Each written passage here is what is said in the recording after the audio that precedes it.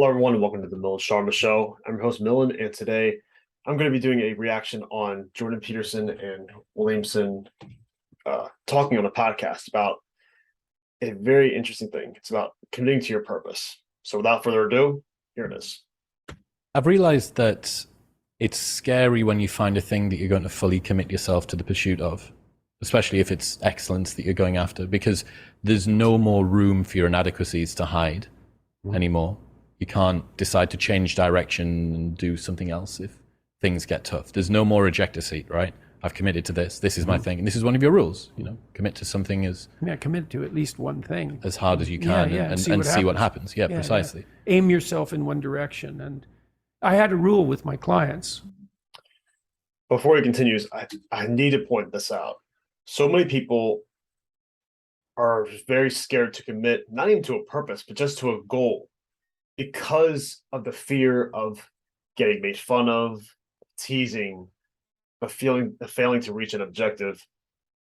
And many people don't embark on that journey because they're not only afraid of being ridiculed for not reaching the goal, but they don't know how to handle, they don't know how they'll carry themselves if they have that goal reached. Because, you might say, well, I've gone halfway down this path and I found out it's wrong. So how do you distinguish that from just giving up? Well, that's a really hard question, right? It's a moral hazard because it's inappropriate to continue in a direction you now realize to be wrong, but it's also inappropriate to give up and use that rationalization as an excuse. And how do you distinguish? Especially seeing as we're not transparent to ourselves. Well, right, exactly. So that is genuinely a moral hazard. That's a great point because it's so difficult categorizing and not mixing those two things up. Giving up because, well, first of all, being lazy, like wanting to give up because you're lazy, and on the same token, giving up because you don't see yourself going on that path. So there's two things that become mutually exclusive sometimes. Sometimes they coincide with each other, but really they're very different. And even I have a very difficult finding a difference between those two things. I recently accomplished a big goal of mine, but on the path of that goal, I was even questioning, should I be doing this? Am I doing the right thing and working hard toward this goal? And luckily I was successful, but if I'm not, it's very hard to figure out a reason if I should continue on that path. There was a recent artist that I know from a different country, and he's one of the most popular artists in the world, but he struggled for at least 7 years before he even became popular. 7 years he was working on his craft. So I can't even imagine at the 6 year mark, just thinking to yourself that you haven't reached any goals yet. You haven't hit any marks, any big marks as far as like having a big impact in the music industry. And yet he continued to continue on his craft, and eventually he was very successful and very popular. And I think he realized that making that music was the joy in his life, not the popularity that came attached with it.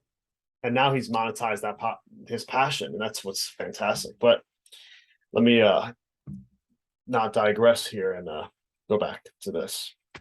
So one of the principles that I tried to abide by in my therapeutic discussions was you can change course as long as the next thing you do is equally or more difficult. Because that's a check against just giving up. So right. You want to discipline yourself so you can get yourself organized so that you can go in a particular direction, so that when you find the right direction, you can really go in that direction. And that does require an apprenticeship of sorts. And it might not matter in some sense exactly what the apprenticeship is, as long as it is rigorous, right? And so that's sort of a bridge between moral relativism and moral absolutism. There's lots of games you can play. It's not that obvious a priori which is the best game. So that's kind of a morally relative stance. There's multiple playable games. But then the absolute is, but you have to play one of them. You have to learn to play one of them. That's a great point because I think so many people are scared to start on their path or their journey. They're so scared to choose something to work toward. Because especially me as a young man, I'm barely making my mark in the world yet. And there's so much today with technology, with the internet, with so much at my disposal. With this right here, I could talk to anybody around the world with this rectangular device right here. There's so much I have access to, and yet it's so hard to choose a path, choose something, whether it's a hobby, whether it's a job, whether it's a particular goal I have in mind. But it's important that you choose something rather than choose all these things all around your, like, all around the internet, choosing 5, 10, 15 different things that you keep changing the course of over and over again. And you find yourself distracted. You find yourself losing meaning in the actions that you're taking. So I believe it's very important to stick to at least one thing with 100% of your energy and choose something rather than too many things to the point where you give up on everything. And like Jordan Peterson said right here, choose something to work toward. And if you don't want to do that, replace it with something just as difficult or even harder. You have to become an expert at least one of them. And then that's not a relative proposition. And I believe that's true. That seems to me to be the case. So you want to commit to something. And then when you commit to something, you require yourself to bring all of your disparate components moving in a single direction, united in a single direction. So it's a unifying act. And then once having been unified, well, then you can bring that unity to bear on a variety of different tasks, but you have to bring it together first. So, and that makes sense developmentally. You see children start out as a disparate bundle of motivations and emotions sort of warring with one another. And then they can integrate that into single games that they can play with themselves. And then they integrate that with games they start to play with other people. And all of that is integration. It's not subjugation. It's not repression. Not if it's a good game. It's integration. You want to get integrated because then you have all the horses that are pulling your chariot pulling in the same direction. And you're much more likely to get to where you want to go then. And also much more likely to specify a good place to go. So that's that's something else conservatives have to teach young people, which is, well, get yourself disciplined. To go back to what he was saying earlier about infants having all this energy of being adventuresome and things like that, I think that's one of the biggest things that adults can learn from children, is to not lose that adventure, having that sense of adventure of seeking enjoyment and just fun things, and so much fun in the simplicities. I mean, I heard a famous kind of idea that's been in my mind for a while now. I was at a conference at my university one day, and there was alumni speaking, and one person was telling all of us, like, what's one of the best things about, like, his life. And he said when he works really hard, he comes home to his wife and seeing his children smiling, it makes working hard 10 times better. When you have a rough day at work, whether you're having just chaos in the workplace or with coworkers, or just drama and anything like that happens in life, because crap happens in life.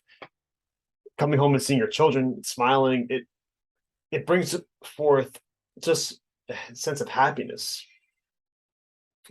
in that your work is centered around something. And I believe that when you're like working really hard, and especially for myself, when you're working really hard for not only the purpose of yourself, but for people you care about, or someone that you care about, someone like your family, or things like that, it makes it so much more worth it, in my mind. Just my 2 cents there. Well, why? Well, not so you're a slave, but so that you could be a master. To use a terminology that you're not supposed to use anymore. But, this is in relationship to yourself, not to others. So, yeah. And to begin with, you have to accept an external master, because you just don't have the wisdom to do that for yourself, or the ability, or the opportunity often. Everybody knows this. They feel bad when they decide they're going to get themselves in good shape and go to the gym, and lasts like 3 days. attempts. Yeah. And then no one's happy about the fact that they quit, and they berate themselves for it. And we know that we need to go through a disciplinary process, and we need to subjugate ourselves to a disciplinary process. That's Jordan Peterson makes a fantastic point here with subjugating yourself to a disciplinary process. I mean, it's so hard for people to be disciplined nowadays. Having that mindset of saying discipline to your word is so difficult, especially when either you come from an environment where it's not promoted, or you yourself haven't done things to push yourself to the limit in a disciplined way. And I believe that if you're not able to do that, and there's no fault not being able to push to be disciplined yourself. I believe that with seeking out mentorship, seeking out different types of people that have done that or can hold you accountable, I believe this the key. It's so important to find people that can hold you accountable rather than being around people that constantly berate or tease or just put you down. If you're around people that don't put you down for not reaching your goals in the quickest way possible, be around people that, especially a mentor that pushes you to be successful and can guide you along the way when things get tough. I think it's so discouraging when you don't reach your goal in a certain way or a certain time limit, and it's so easy to be distraught. But if you have somebody to help you hold yourself accountable to, it makes it so much, maybe not easier, but it makes it more tolerable to continue on that path. So when you eventually reach that peak of where you want to be, well, that's when the hill gets tougher, but you go up the hill with a smile on your face. That's part of the problem with the constant harping about the, oppressive patriarchy. It's like, well, you need a disciplinary process. So, well, that's just oppression and slavery. It's like, no, it's not. No more than a game is. Not a good game. A good game isn't oppression and slavery. We saw, was it being on time, being punctual was laid at the feet of some oppressive superstructure. White supremacy. Yeah, obviously. Yeah, it's utterly imbecilic. I mean, even at a scientific level, that's trait conscientiousness, by the way, to be punctual. Part of orderliness and dutifulness, industriousness. There's no evidence whatsoever that varies by ethnicity or race. Or supremacy. Yeah, or supremacy. And there is evidence that if you are like that, you will are more become likely. supreme. Well, you are more likely to succeed. It is the most determinating.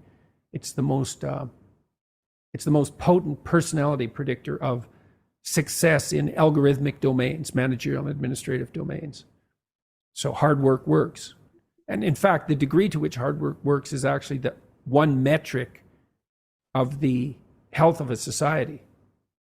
Like, the higher the correlation between conscientiousness and outcome, the healthier the society. Well, obviously. Why? Well, you want the bulk of the credit to go to the people who are the most productive. Yes. I mean, not even in some sense because they deserve it, because what does deserve mean exactly? It is because they deserve it, but that's a black box, that word. Yeah, I gotta comment on this because he talks about hard work pays, and it does pay off, of course. However, one thing that I think Jordan Peterson should highlight is that he's simply saying that all those people, those managerial positions, they all worked hard to be in that position. So all that hard work, all those people doing the hard work, it required them to do all that to be in this position. So that's a given fact. That's not disputable. So I understand that. Maybe there's some cases of nepotism, but overall, that's usually the case, mostly. What Jordan Peterson doesn't really exactly clarify here, and I think he really should, is that not everybody that works their butt off, works super hard, will be in that managerial position because it's a competition. It's very competitive. People that work hard, you're going to be like, well, I don't even know what the definition of success is for everybody, so I'm not even going to go there. But my point is, you could work hard, but still not be that manager position, that managerial role. You could still be in a different position that might be a lower tier. And it could be just because of luck. It could be all sorts of reasons. But I just wanted to clarify that, because working hard doesn't always translate into a higher managerial position where it's more status, more connections, more wealth. Doesn't always translate into that. In fact, communicating with the right people may translate into that in a much quicker rate. It's because if you want them to keep making stuff, you have to do that. And you want them to because, well, or what, you don't want food? You don't want shelter? Why would you not reward the people who provide it differentially? Yeah, I think Jordan Peterson makes a great point here, in that sometimes, especially more minimum wage jobs, the employees aren't rewarded as much because it's like a lower status job. It's more, it's doesn't take as much skills, so they don't get as many benefits as someone with a more skills related position. And I think outside of the minimum wage position, when you look at jobs today after the pandemic, many more people are not only looking for remote positions, but then maybe looking for completely 100% remote positions with more benefits. So many people are looking for jobs that have these things, rather than simply working just to work. They want to work to live rather than work to work. And I think that is the biggest paradigm shift between my grandparents and myself, because so many people, they want to travel, they want to do things that make life worth living. And if they're working a job their whole life, living paycheck to paycheck, it's not going to be as endearing, and it's not something that you want to tell your children that you accomplish yourself. And I mean, the old saying goes that some people's biggest regret is working till they go to the grave and not spending quality time with their children. So if you're working in a position that doesn't provide the satisfaction that you want, that doesn't satisfy the way you want, and there's another job that pays relatively similar to yourself, and you can work there very conveniently, why wouldn't you do that? So I think a lot of people were going into autopilot mode when they worked a 9 to 5 and they just kept their head down, just kept doing that same thing as a hamster wheel, just like they're in a hamster wheel. And I think the pandemic kind of shifted everybody's focus on the idea of reevaluating how they live their own life, to where there's so many people quitting their positions and moving into something else, something that benefits their lifestyle more, because they want something that's more convenient for their family, like staying home in a hybrid type of schedule, etc. Just even your own narrow self-interest would require that. So, talking about committing to one thing and the inevitable pain of there not being an easy get out anymore. I've decided that this is my thing. I'm going after it. It's useful to stick a temporal parameter or an accomplishment parameter on it. That's one of the reasons it's useful to have a degree. I'll try for 6 months. Yeah. Well, I'm going to get this degree no matter what. Well, it's a time limit. It's not your whole life, but you're committed to that. And then you do box yourself in. It's like, well, I'm in this box. I have to make the best of it. That's right. You're in this box and you have to make the best of it. So, and you might say, well, I don't want to be in a box. It's like, are you so sure you don't want to be in a box? A box is a fortress. The walls keep the dragons away. You want to be in a box. Paradise is a walled garden. It's not a garden without walls. It's got walls, right? You have a house, it has walls. You have a room, it has walls. You don't want to be outside of a box. Pick your damn box and then figure out how to make it into a garden. Well, I want a box without walls. It's, no, you don't. It's nothing but snakes. Yeah, I think it makes a good point here, because so many people claim that they want freedom. They want the freedom to do all these different types of things in the way they want to live life. But in reality, freedom comes at a cost. It comes at, when you want freedom, security is going to drop down on your priorities. So if you have less security, then you're more likely to be exposed to many more risks, which that can go off in all sorts of ways, whether it's like healthcare coverage, whether it's all these different things that a job could provide for. Jordan Peterson is saying if you abandon that whole security just like in a box, if you abandon the box where you're living life with no walls outside, then you may not find fulfillment in that. I know this is kind of a random tangent here, but thank you very much for watching. Please like and share and subscribe, please. It really helps. And if you didn't like it, no worries. Comment below that you didn't like it, and I'll take the feedback and I'll try to do better next time. So thank you so much for watching, guys. I appreciate it. If you have any recommendations for any reactions I should do next time, please comment below. Thank you for listening so much. Have a good one. Peace.